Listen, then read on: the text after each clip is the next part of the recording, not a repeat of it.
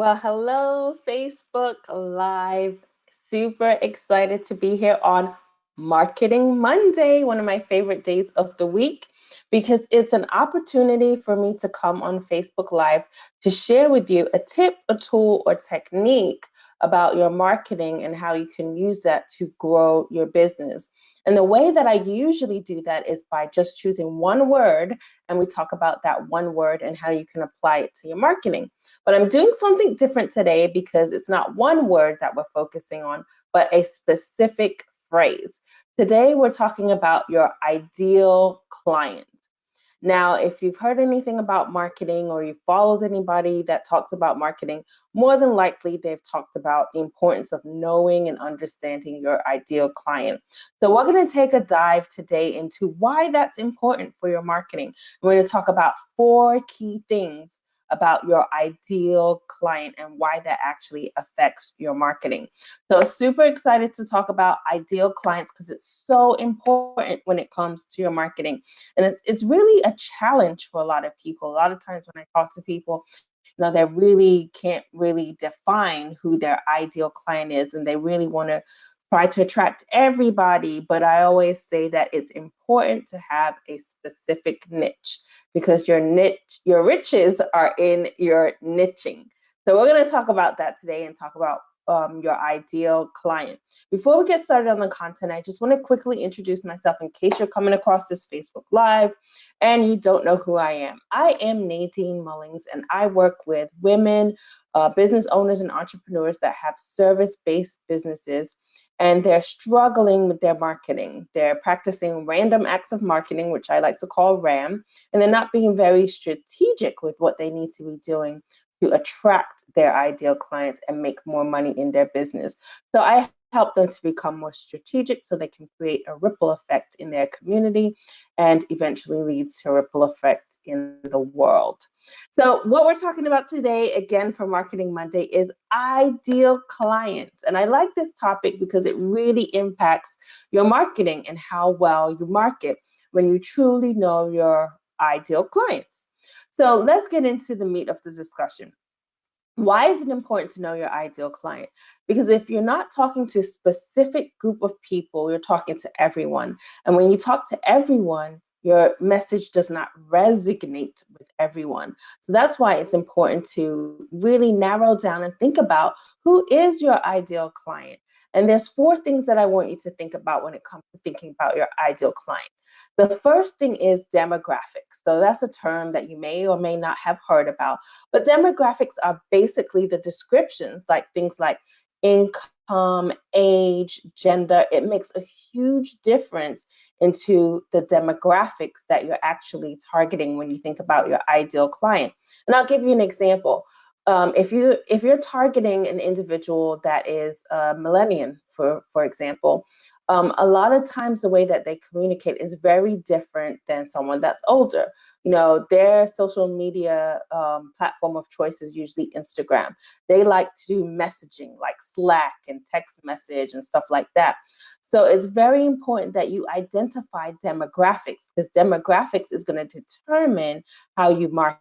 So again, demographics are things like gender, age, even income level.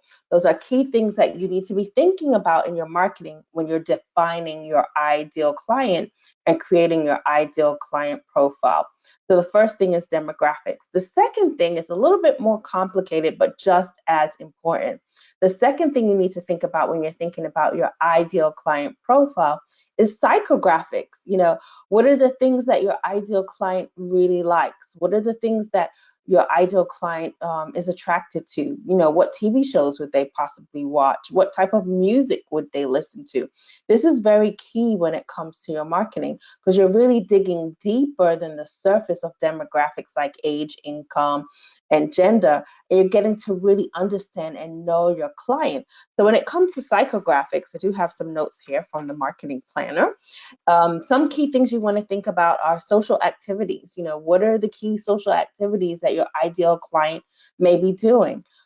Personality type. Do you think that your ideal client is more introverted or more extroverted, more shy, more quiet, more outgoing?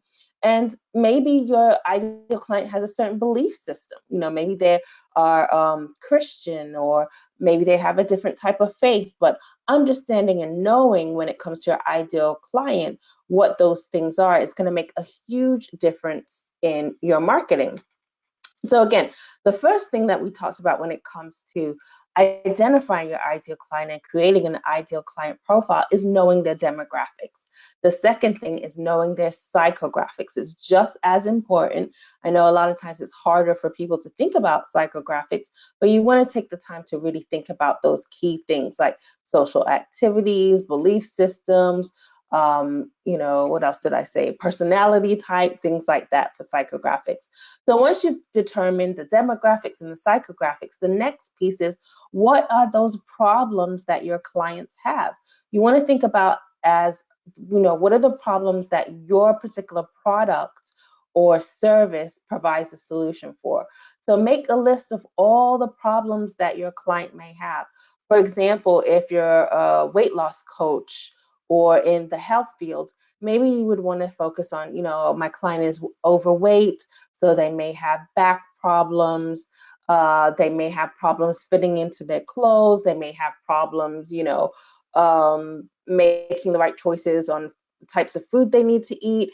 What are those specific problems that your ideal client has as it relates to your product or service, and how that provides a solution, which is number 4, is the solution. So now that you know what your ideal client problems are, your business really is about providing that solution. What is your solution for your client's products, for your client's problems, rather?